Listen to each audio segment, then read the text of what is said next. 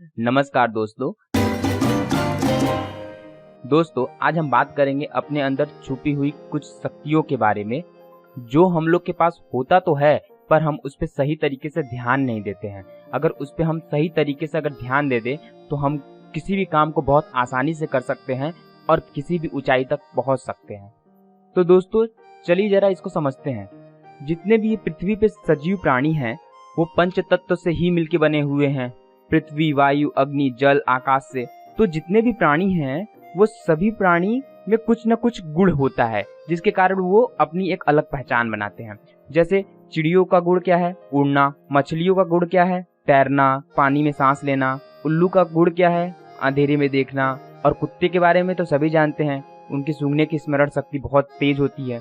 अगर इन प्राणियों की बात अगर किया जाए तो अगर हम लोग अपने से तुलना करेंगे इनकी, तो हम लोग तो बहुत ही इनके आगे कमजोर प्राणी हैं। लेकिन दोस्तों, आपको बता दें कि हम लोग के शरीर के अंदर कुछ ऐसी शक्तियां हैं जिसके वजह से हम सभी प्राणियों से सर्वश्रेष्ठ हो जाते हैं। पर ये शक्तियां सुप्तावस्था में होती है, या यूं कहें कि अभी जागृत नहीं होती हैं, या कुछ लोगों में ये शक्तियां जागृत होती हैं पर बहुत ही कम उसका असर होता है। अगर इन शक्तियों की बात करें तो ऐसी शक्तियां कुल 6 हैं हमारे शरीर में। इच्छा शक्ति, क्रिया शक्ति, ज्ञान शक्ति, कुंडली शक्ति, मातृका शक्ति, पराशक्ति।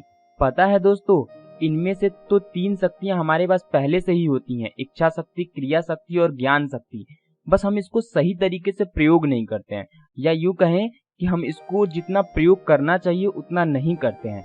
तो चलिए दोस्तों, इन 6 शक्तियों के बारे में हम लोग जानते हैं। तो सबसे पहले आती है इच्छा शक्ति। इच्छा शक्ति नाम से ही पता चल रहा है, जो हमारी इच्छाएं हैं उनकी शक्तियां, यानी जो हमारी कामनाएं हैं, जो हम सोचते हैं कि जैसे हमको आज कुछ खरीदना है, पढ़ना है, कहीं जाना है, हमारी जो इच्छाएं हैं उनकी शक्तियां। अब क्या है, ये सबके अंदर होती है। आपके भी अंदर कुछ न कुछ इच्छाएं होंगी कि हमको ये काम करना है, हमको ये खाना है, हमको यहाँ जाना है, हमको घर बनाना है, हमको पैसा कमाना है।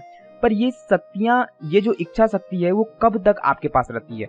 तब तक रहती है जब तक आप प्रयत्न करते हैं, तब तक रहती है। लेकिन एक समय जाने के बाद जब आपको वो नहीं मिलता है तो आपका प्रयत्न करना बंद हो जाता है और आपकी इच्छा मर जाती है, या यूं कहें कि इच्छा शक्ति खत्म होने लगती है। तो यही इच्छा शक्ति को बढ़ाना है। इच्छा शक्ति तभी बढ़ सकता है जब आप बार बार इसको प्रयत्न करें कि नहीं, हमको काम करना है तो काम करना है, चाहे कुछ भी हो जाए, हम जो सोचे हैं उसको करना है। तो जिस दिन आप ये कर लेंगे तो आपकी इच्छा शक्ति बढ़ जाएगी, और इच्छा शक्ति अगर आपकी बढ़ गई तो आप कुछ भी कर सकते हैं। ये तो आपकी इच्छाओं पे ही निर्भर करता है। और इच्छा शक्तियों में जो कामनाएं होती हैं वो कुछ अच्छी होती हैं और कुछ बुरी होती हैं। अब बुरी वाले पे कंट्रोल करके अच्छी इच्छा शक्तियों को विकसित करना है। और आप अगर अच्छी कामनाएं रखते हैं तो आपकी जो शक्तियां हैं, इच्छा शक्ति है, वो बहुत ज्यादा प्रबल होगी। तो अब बात आती है क्रिया शक्ति की। तो जैसा कि आप जानते हो कि क्रिया शक्ति का मतलब कि जो हम लोग कार्य करते हैं उसी की क्षमता को बोलते हैं क्रिया शक्ति। अर्थात जो कार्य करने की क्षमता है हमारे अंदर वही है क्रिया शक्ति। देखो दोस्तों, हम कुछ न कुछ कार्य करते हैं, पर जो हम लोग कार्य करते हैं उसका जो मात्रा है वो बहुत कम है, बहुत सीमित रखते हैं हम लोग। अगर हम लोग चाहते तो वो कार्य और भी ज्यादा कर सकते हैं। हमारी इतनी ज्यादा क्षमताएं हैं कि हम उस कार्य को बहुत ज्यादा कर सकते हैं, या यूं कहें कि हम उसको उस स्थान तक ले जा सकते हैं जितना हमको ले जाना चाहिए, जिसको हमको करने से एक अच्छी ऊंचाई तक पहुंच सकते हैं। और ये आपको पता होता है कि अगर हम ये काम करेंगे तो हम एक अच्छी ऊंचाई तक पहुंच सकते हैं, लेकिन फिर भी हम नहीं करते हैं। तो यही शक्ति को अगर हम लोग विकसित कर ले, यानी क्रिया शक्ति को हम लोग विकसित कर ले, जो हमारे हाथ में है, हम बहुत आसानी से इसको विकसित कर सकते हैं। यानी जो भी हम कार्य कर रहे हैं, बिजनेस कर रहे हैं, स्टूडेंट हैं, टीचर हैं, आर्टिस्ट हैं, कुछ भी हैं, अगर हम अपनी क्रिया शक्ति को बढ़ा दें, जो कि हमारे अंदर पहले से है, बस उसको करना है जिससे कि हमारी क्रिया शक्ति बढ़ जाएगी, तो हम एक अच्छे स्थान पे पहुंच सकते हैं। ये आपको भी पता है। अब बात आती है ज्ञान शक्ति का। ज्ञान शक्ति का तात्पर्य है पुस्तकी ज्ञान और व्यवहारिक ज्ञान, यानी जो हम पुस्तक से ज्ञान अर्जित करते हैं और जो हम अपने व्यवहार से ज्ञान सीखते हैं, यही है ज्ञान शक्ति। अब देखो, सभी लोग ज्ञान अर्जित करते हैं, लेकिन क्या है कि इसकी जो मात्रा है वो बहुत सीमित है, बहुत कम है। हम लोग बहुत कम ज्ञान ग्रहण करते हैं।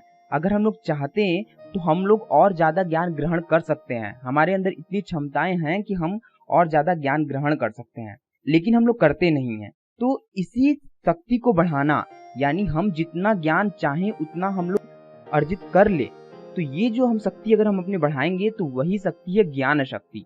और अगर इस शक्ति को भी हम बढ़ा लिए तो समझ लीजिए हमको कोई नहीं रोक सकता आगे बढ़ने से। तो यहाँ तक हमने 3 शक्तियों की बात किया, इच्छा शक्ति, क्रिया शक्ति और ज्ञान शक्ति।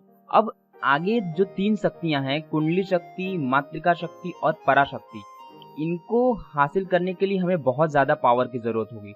यानी हमको प्राणायाम, योग, ध्यान, इन सब चीजों की आवश्यकता होगी। लेकिन जो हमारी ये 3 शक्तियां हैं, इच्छा शक्ति, क्रिया शक्ति और ज्ञान शक्ति, अगर हम इसको पहले अगर हासिल कर लेंगे तो हमको आगे ये 3 शक्तियां हासिल करने में बहुत ही लाभ मिलेगा। तो चलिए हम लोग जान जाते हैं कि कुंडली शक्ति, मातृका शक्ति और पराशक्ति क्या है। देखो, कुंडली शक्ति, मातृका शक्ति और पराशक्ति ये खुद में एक बहुत बड़ा सब्जेक्ट है, तो हम इसका सिर्फ और सिर्फ शॉर्ट डिस्क्रिप्शन जानेंगे।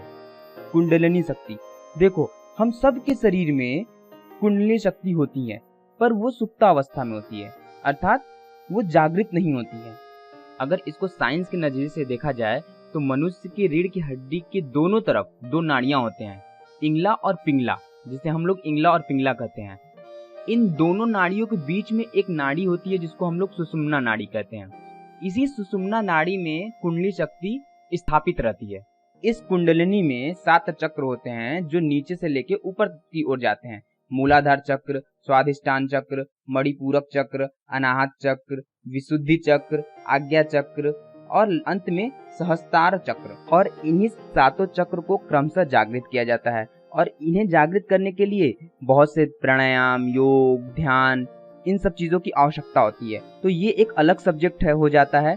अगर आपको कुंडली शक्ति के बारे में जानना है तो आप कुंडली शक्ति को सर्च करिए, ये बहुत बड़ा सब्जेक्ट है। अगर आप चाहते हैं कि हम इस पे कोई वीडियो बनाएं तो आप मातृका हमें कमेंट में जरूर छोड़ें, जिससे हम नेक्स्ट टाइम में कुंडली शक्ति पे कोई एक वीडियो जरूर बनाएंगे।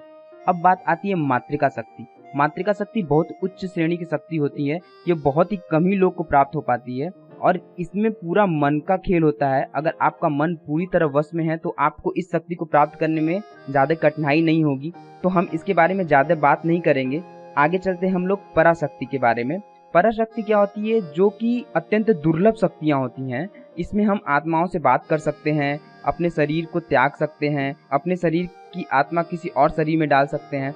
ये भी बहुत कम ही लोग को मिल सकता है और हम लोग इससे किसी और दिव्य शक्तियों से बात भी कर सकते हैं, परमात्मा से इससे संपर्क कर सकते हैं। तो ये एक आध्यात्मिक बातें हो जाती हैं, जिसको समझने के लिए आपको बहुत ज्यादा ध्यान, योग, साधना करना पड़ेगा। मेरा इस वीडियो को बनाने का सिर्फ एक मोटिव था, जो इच्छा शक्ति, क्रिया शक्ति और ज्ञान शक्ति जो हमारे वश में है को तो हम लोग वश में कर ही सकते हैं, उसको तो हम जान ही सकते हैं। इसके बाद जो 3 शक्तियां हैं, कुंडली शक्ति, मातृका शक्ति और पराशक्ति, ये आध्यात्मिक शक्तियां हो जाती हैं जो हमें दिखती नहीं है, जो हमें समझ में नहीं आती हैं।